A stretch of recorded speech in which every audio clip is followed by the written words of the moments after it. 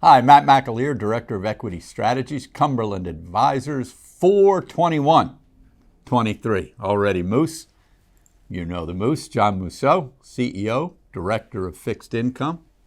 Just to backtrack to last Friday, John, one thing I mentioned to our viewers is this was going to be a big supply week in munis, and it would be a nice test for munis to see what kind of demand there was. So the municipalities lined up their offerings. What did we see this week? Yeah, you know what you had, Matt, was municipalities being on the sidelines a little bit since Silicon Valley Bank waited for some of the volatility to calm down.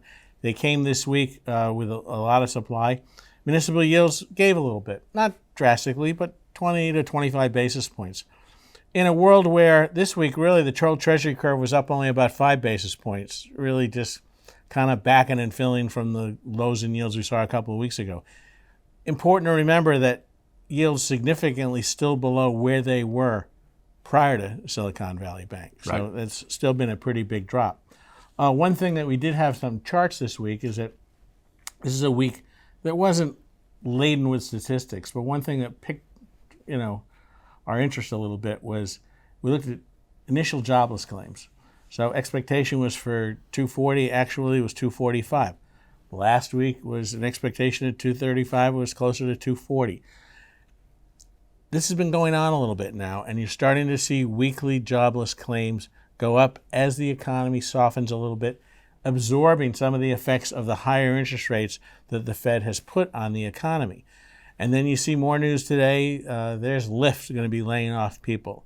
There's Whole Foods, which is run by Amazon now, going to be laying off people. These are not, these are normal headlines you would see in a slowdown. You will not even see these in the jobs numbers till a few weeks when people are actually, let go and stuff. John, you mentioned that, and Dave Burson, our chief U.S. economist, has been really featuring the leading economic indicator numbers, which have really been retreating. Right, and they've been going down. And the two charts we have are one looking at jobless claims going back, essentially 5 years, and you can see the big spike up during COVID and then the kind of flatlining down since that in that chart. Look at 21 and you see that jobless claims are continuing to come down.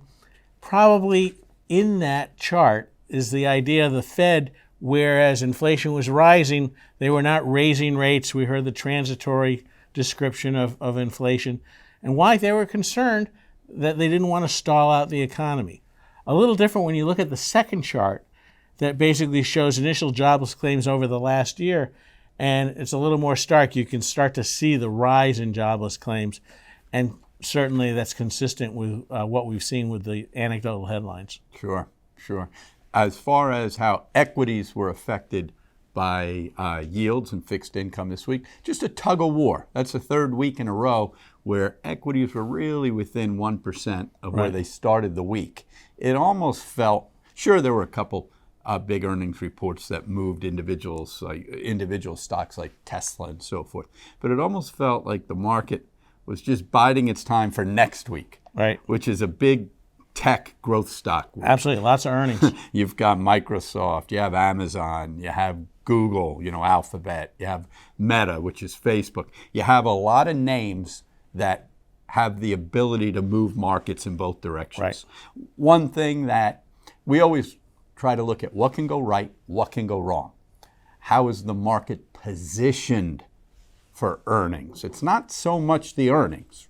It's how's the positioning? What are the expectations? So if I have one concern going into, say, a Microsoft that we own, or a Alphabet or a Amazon, is they've had moves into these earnings, right? You look at some of these names.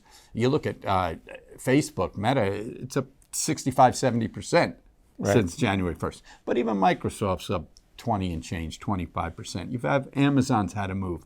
Google's had a little move. Some of these names have moved and thus ratcheted up expectations. Right. So we go into that with both eyes open.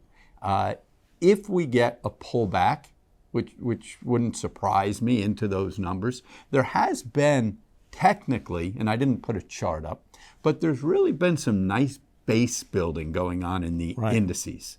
We'll see if those bases, the 4,000 to 4,100 in the S&P, can lend some support into any pullback. Because as we've discussed multiple times, the S&P has been 3,800 to 4,200 for 6-7 months now.